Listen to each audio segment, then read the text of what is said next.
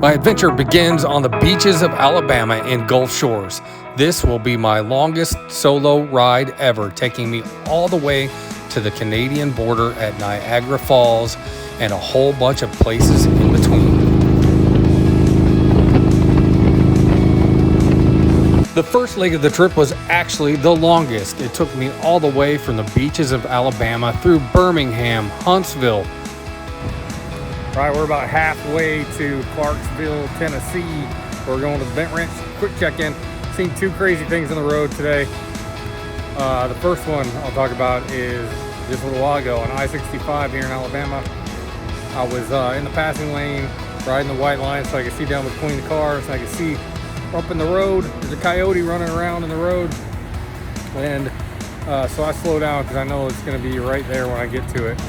And I can see it between the other cars, and it's right in front of me when I get to the highway. Luckily, it got across the northbound lanes in front of me and I didn't hit it. But then I looked right next to me, across the road in the southbound lanes, and he got Roadrunner, Wile E. Coyote. The minivan hit it right in the head, and it like went under the tire and flipped up. It was like 20 feet in the air, it seemed like. The other thing was more hair-raising, and this was also in the passing lane. This Range Rover was hogging the passing lane, weaving all over the place. I could see up there, and I look over, and she's still swerving. Not only is she not paying attention, she's doing her hair, like both hands up on her head, no hands on the steering wheel, looking in her mirror like this. We're going nuts while she's doing her hair at 70 miles an hour. Hit Nashville for a minute, all the way to Clarksville, Tennessee.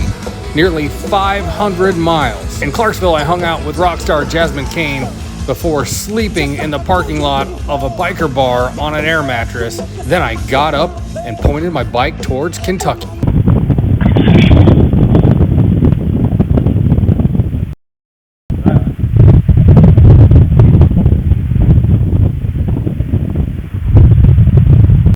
Y'all heard that, but I have no idea what that noise was.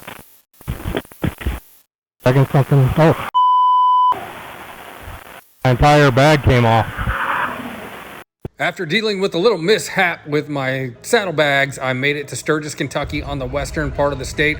Partied there for a little while. We'll have to show you at least what we can on a later episode of the Biker Dad Show. Then zipped all the way across the state to visit the Rattlesnake in eastern Kentucky.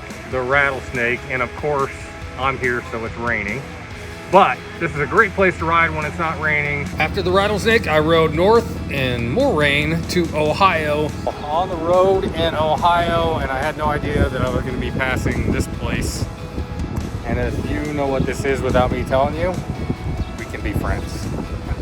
But I will tell you, this is the Ohio State Reformatory, better known to most of us, especially if you're a Stephen King fan like me. And I am a constant reader, if you know what that means. And this is Shawshank from Shawshank Redemption. Now the mission is to knock off 2 bucket list items in one day. Cleveland may not be the kind of place you want to visit, say, in February, but in the middle of the summer, I gotta tell you, Cleveland rocks. On the road, riding all the way from the beaches in Alabama to New York, and I realized this place is right along the way. I had to stop at the Rock and Roll Hall of Fame to see the one motorcycle in there that had a really special connection to Biker Dad. There's only one motorcycle in there, and I'm gonna go find it.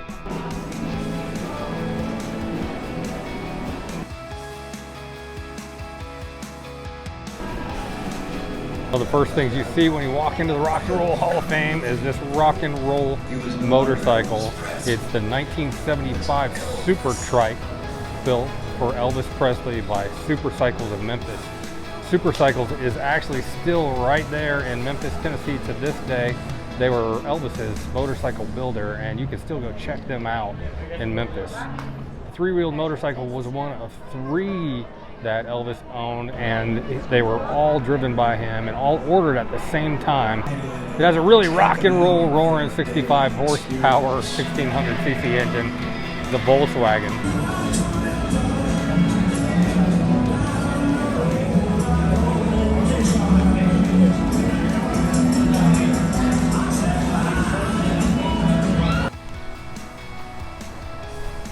coolest things about the Rock and Roll Hall of Fame? They have free motorcycle only parking. I came here to find that one motorcycle, Elvis, and get back here on the road, but I ended up staying several hours inside the Rock and Roll Hall of Fame, and now I'm running late, so I better get back on the road. With bucket list item 1 checked off, it is time to hammer down across the rest of Ohio, through a sliver of Pennsylvania, and then into New York, and to hit one of the great wonders of the world.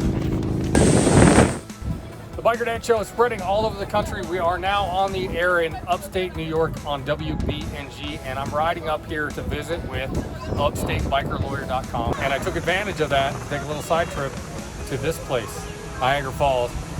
People like to troll me about not having rain gear all the time. Now I have some. This is one of the reasons I don't like to wear it.